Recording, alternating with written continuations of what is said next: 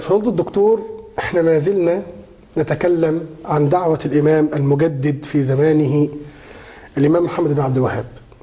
وكما بينا في اللقاء السابق احنا ما ندافعش عن شخص الشيخ، نعم، لكن احنا بندافع أو بنتكلم عن عقيدة السلف ومنهج السلف الصالح. وما زلنا مع هذا الموقع اللي ورد فيه الكلام اللي بيتهم الشيخ محمد عبد الوهاب بأنه راجل مشبه إلى غير هذا الكلام. لكن للسادة المشاهدين أقول في الأول الأمانة العلمية، أحد الإخوة اتصل وقال إن البرنامج قال إن الموقع ده فرنسي وليس أمريكي. يعني إحنا قلنا إنه موقع أمريكي، لا هو موقع فرنسي وليس موقع أمريكي. وعلى كل فضل دكتور المواقع دي مالية الدنيا. هو فيه أولا الحمد لله والصلاة والسلام على رسول الله.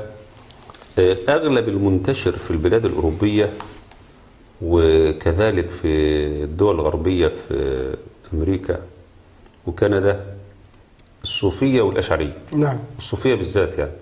فهم بطبيعة وضعهم ما فيش واحد وقف في العصر الحاضر ورد على الصوفية إلا وكان على نفس المنهج اللي كان عليه الشيخ محمد بن عبد الوهاب. صحيح. لأن هي القضية مش قضية الشيخ محمد، يعني احنا عمري أنا نفسي في الدعوة أو غيري من الناس اللي هم يتمسكوا بالكتاب والسنة على فهم سلف الأمة. نعم. يعني الشيخ محمد بن عبد الوهاب كشخص أو كزعيم لطائفة كبيرة جدا كانت سبب في تغيير واقع.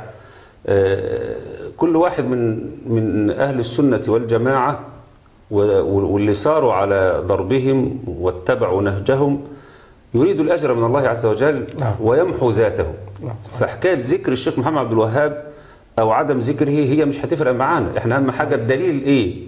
فأنا لو نصرت الدليل يبقى نصرت الشيخ محمد بن عبد الوهاب. فطالما أن دي شخصية الشيخ محمد فلا يعنيني أنني أذكر الشيخ محمد بدفاع عني أو عدم دفاع. لكن القضية كلها أنني شايف أن في تعمية على شخصية ظلمت. صحيح. صوروها للناس تصويرا سيئا على أن هي محور للشر، وهم اللي هم صوروا هذا التصوير هم أصلا الشر كله، أساس الشر. الدعوة هي اللي بتكشف نفسها. حتى بعض المواقف مثلا في الهند يذكر ان واحد قاعد يحارب في الشيخ محمد عبد الوهاب ويسب ويلعن في الشيخ محمد بن عبد الوهاب. فواحد من اخواننا اللي هم اللي درسوا العقيدة سافر هناك الهند قدرا، فسمع الشيخ ده قاعد بيشتم الشيخ محمد بن الوهاب، فقام جايب كتاب التوحيد بتاع الشيخ محمد بن الوهاب. خد اقراه. لا، شال الجلده وشال اسم الشيخ محمد بن الوهاب. نعم. وقال له يا شيخ خد اقرا الكتاب ده، هو تقول لي رايك في ايه. فالشيخ قرأ الكتاب وقال له الكتاب ده ممتاز، ده مفيش فيه غير قال الله سبحان الله وقال رسوله. ده يعني الكتاب ده ممتاز جدا جدا وشيء رائع، ممكن انا هو بيقول لي يقول ممكن انا اخده وادرسه للناس وكده يعني. قال له ممكن، ما هو ده الشيخ محمد عبد الوهاب اللي انت كل يوم قاعد بتسيب وتلعن فيه. ولكن ازاي هو الراجل بيشتم بغير ما يعرف. بغير يشتم. فلما قرأ كلام الشيخ محمد عبد الوهاب في كتاب التوحيد بدأ بقى يبدأ الدرس بالتوبة إلى الله والدعاء لمين؟ الشيخ محمد عبد الوهاب. فاحنا في الغالب ما نتكلمش على دعوة الشيخ محمد عبد الوهاب، او نتكلم حتى انتوا تقولوا عنه وهابيه، قولوا زي ما انتوا عايزين، بس احنا مش هنتكلم وهنمدح في الشيخ محمد عبد الوهاب على اساس ان احنا درسنا عندهم. يقول لك طب انت درست عندهم يبقى انت هتتكلم عنه، فدي معروفه. خد بالك ازاي؟ هم يحذروا مننا احنا، يقول لك ايه، ما تسمعوش قناه البصيره طبعا، ما تتفرجوش على رضواني وبعدين الرضواني اصبح صدوا الناس حتى عن انهم يعرفوا الحق والعقيده الصحيحه بسبب ان احنا بنقول لهم اتقوا الله عز وجل في انفسكم. ما فيش فايده ابدا، كأن انت بتنخر قربه مقطوعه هتعمل فيها ايه؟ خلوك فرقه يا فضل دكتور، خلوك فرقه، يعني انت واتباعك رضوانيه يعني حاجه لوحدهم زي وهابيه برضه. ما هي حاجه لوحدهم، هي فرقه ايه؟ ما برضه ده وهابيه. انما دلوقتي خلي واحد بالله عليك. انا النهارده كنت واقف في السوق في القلق، واقف بشتري خضار وبتاع مع الشيخ ابو زيد وكده يعني، واحنا قاعدين بنشتري بعض الفاكهه وبعض الخيار. فالمهم واحد عدى عليا قال اتق الله يا رضواني. والله مش عارف اتقي يا رب. فده عدى مش على طول كده. وبعدين واحنا واقفين كده ففي احد الاخوات اخت منقبه ومعاها زوجها وكده يعني، لقيتها قربت مني فبتقول لي جزاك الله خير، اللي اتعلمناه من قناه البصيره اللهم لك الحمد ما تعلمناش من المشايخ في سنين. اللهم لك الحمد. فربنا سبحانه وتعالى يوفقك وينصرك ويسددك. وأنا والله بقول لك يعني أنا قاعدة قدام القناة 24 ساعة ما شاء الله.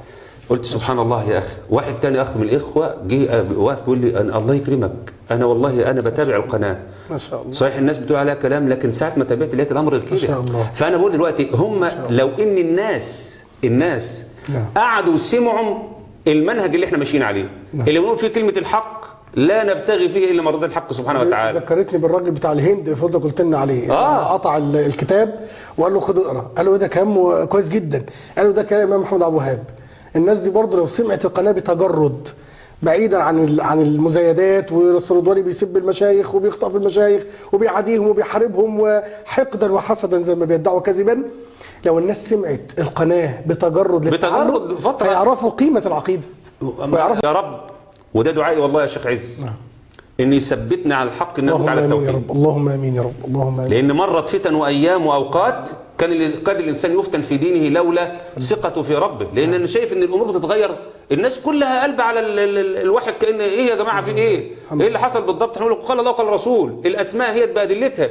فيجي واحد يحاربنا فيها حرب ولا يريد ان ينطق بكلمه الحق فيها، فحسبنا الله ونعم الوكيل. لكن ان شاء الله عز وجل ربنا سبحانه وتعالى سينصر حق زي ما نصر دعوه الشيخ محمد عبد الوهاب، رغم عن انه فيه مش عشان هو الشيخ محمد عبد الوهاب، عشان تمسك بالكتاب والسنه. فالحق باق لبقاء الحق سبحانه وتعالى. هو الذي سيبقيه وهو وعد بذلك. كتب الله لاغلبن انا ورسل، فاتباع الرسل هم اللي لهم الغلبه. صحيح. لكن والله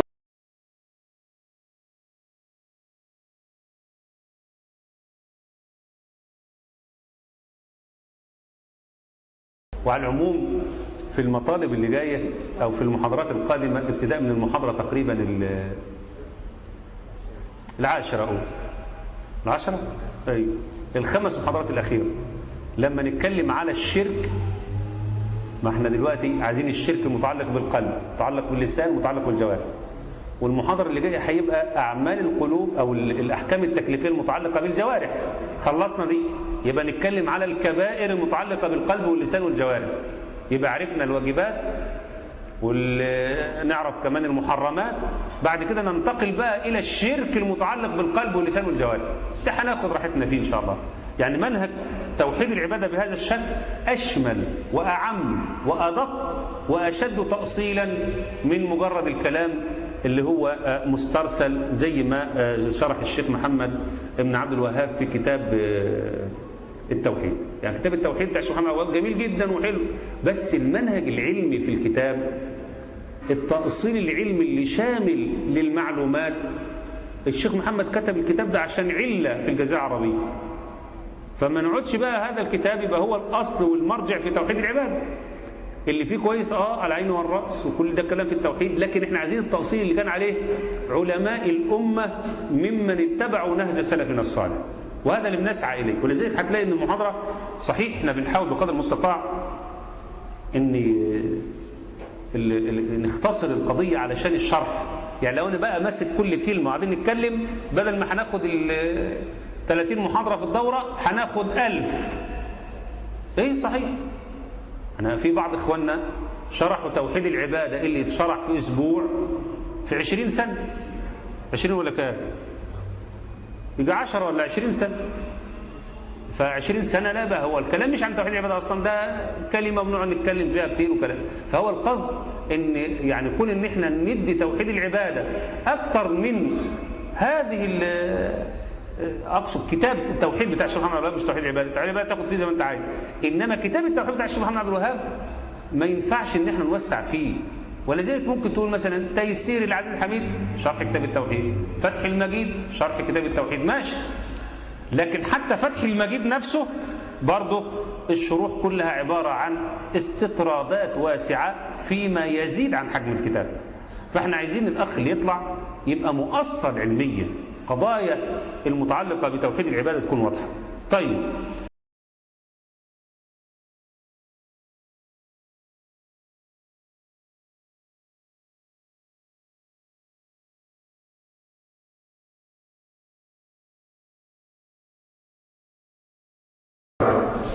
منطلق أهل السنة والجماعة هو تصديق خبر الله عز وجل وتنفيذ أمره.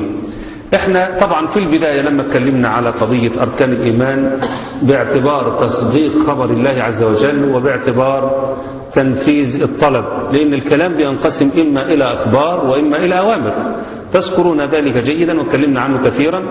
فالأوامر التكليفية تتطلب التنفيذ، فالأمر يتطلب التنفيذ، والأخبار تتطلب التصديق.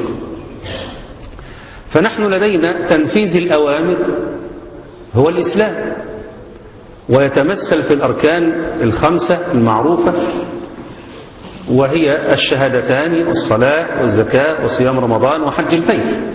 والإسلام تنفيذه يكون بالقلب واللسان والجوارح، وهذا ما أطلقنا عليه أو استخدم السلف مصطلح توحيد العبادة وتوحيد الغاية وتوحيد القصد والطلب وتوحيد الألوهية وتوحيد الشرع والقدر. هذه المصطلحات أنا تتبعتها من خلال تراث السلف الصالح في كتب التراث، وهي الإيمان باعتبار تنفيذ الطلب، زي ما قلنا في اعتبار إيمان باعتبار تصديق الخبر، برضه في إيمان باعتبار تنفيذ الطلب. فالإيمان باعتبار تنفيذ الطلب هيكون معناه الإسلام، إسلام خضوع بالقلب وباللسان وبالجوارح.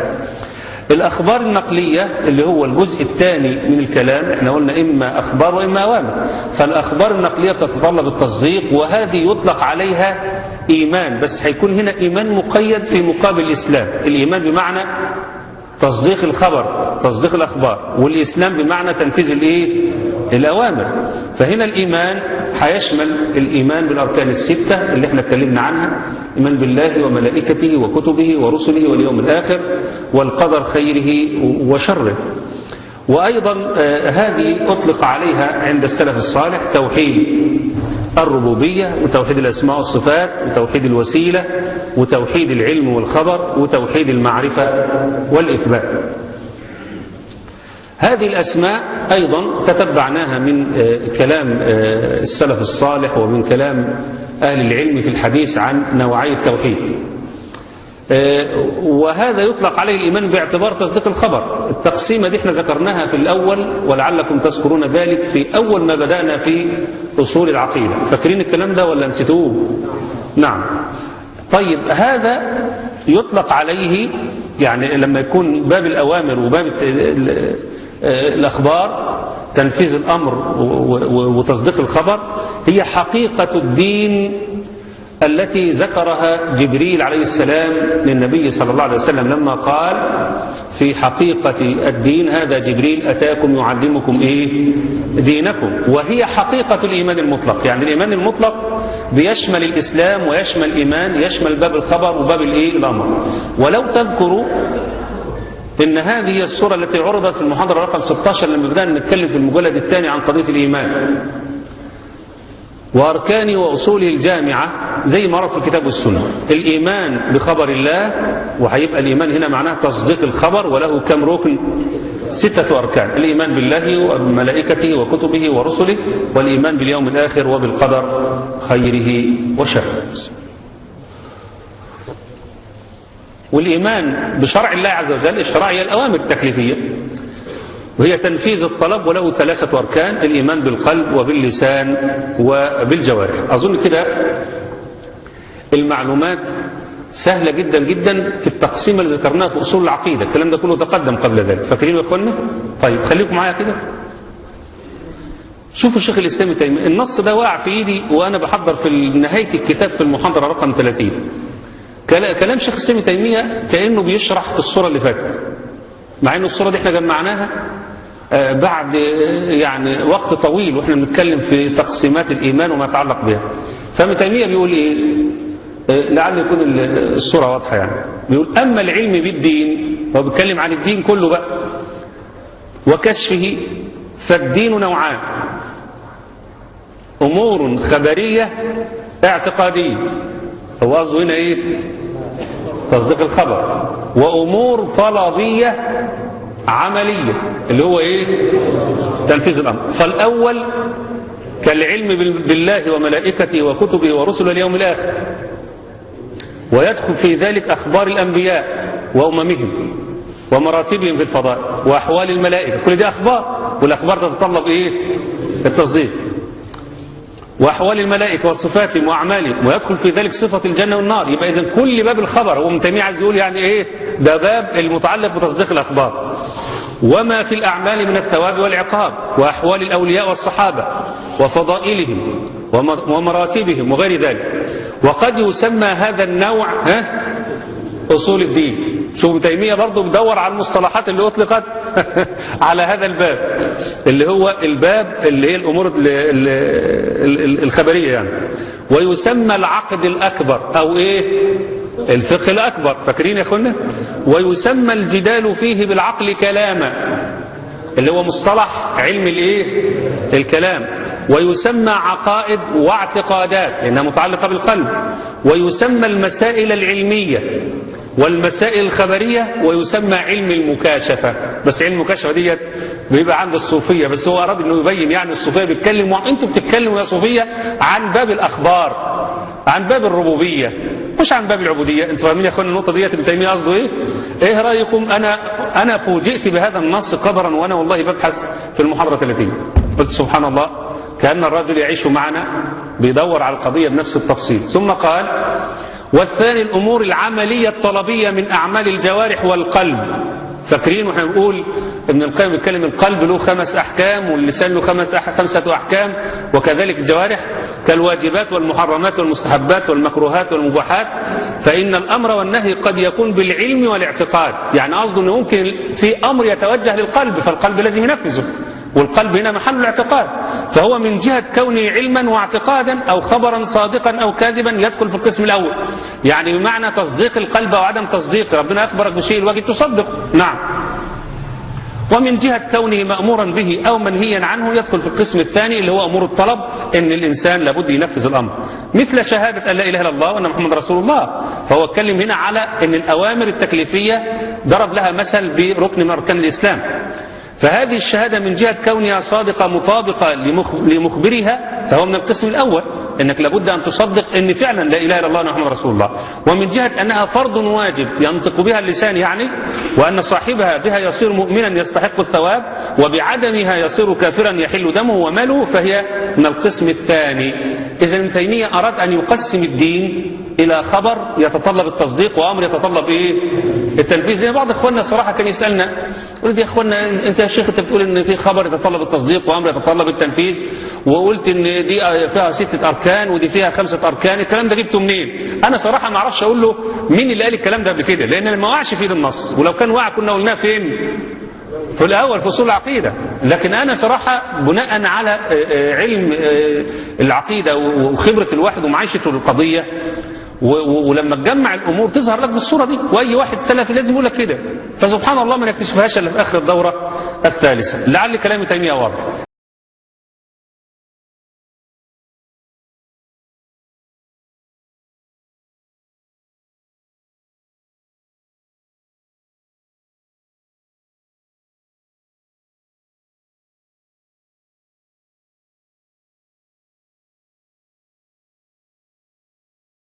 هو كتب كثيرة، ولكن الكتاب المناسب لطلبة العلم المستفيدين وفي أول طلبهم وفي منتصف طلبهم كتاب يكاد يكون جامعا وعظيما جدا في باب التوحيد، كتاب معارج القبول، إلى جانب كتب أخرى كما نوصي بكتب الشيخ الرضواني وهي جامعة في توحيد الألوهية وتوحيد الربوبية والأسماء والصفات والقدر. الشيخ الرضواني راسخ في التوحيد، راسخ في التوحيد، جاهل من يقول عنه متعالم أو غيره. والنهاردة سألنا الشيخ حسن البنا، أحد الإخوة سأله قال أنا ما قلت متعالم أبدا ولا قلت مبتدع أبدا ولا قلت هذا حرام الذي يقولون هذا الكلام حرام. الرجل في التوحيد معروف، باعه معروف، مؤلفاته موجودة، ما يصلح لأحد أنه يعني يكون ما يزال في طور اليفاعة في أول طلب العلم ثم ينتقد مثل